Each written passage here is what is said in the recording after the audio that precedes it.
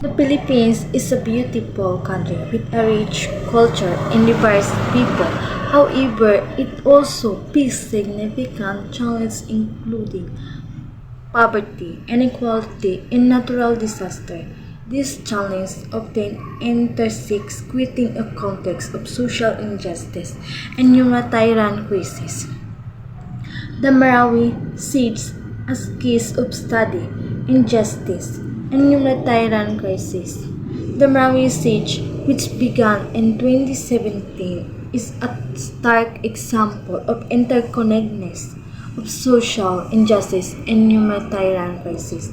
In the Philippines, the siege, which involved clashes between government, force, and Mount Group, a militant organized, result in desperate destruction, displacement, and suffering for the people of Marawi City and marginalization.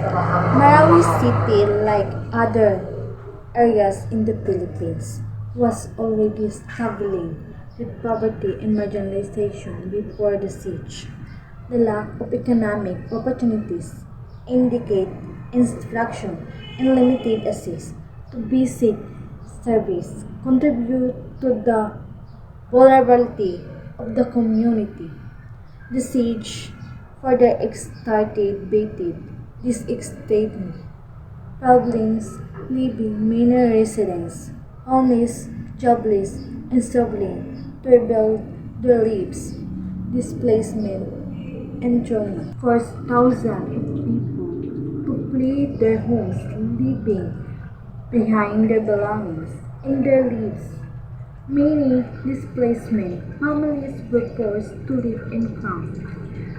Evacuation certificing indicate sanitation and limited access to healthcare.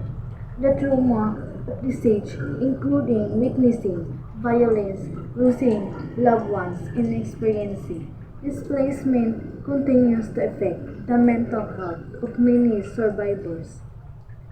Lack of accountability, injustice. The siege raised concern about the government response and the potential of human rights violation. There have been allegations of extrajudicial killings, arbitrary detention, and the displacement of civilians during the military operation. The lack of accountability, injustice for this alleged violation has further exacerbated the sense of injustice among the affected communities. Slow and inadequate rehabilitation. The construction of Marawi City has been slow and inadequate with many residents still living in temporary shelter. The government rehabilitation effort delays, funding shortages, and the lack of community participation.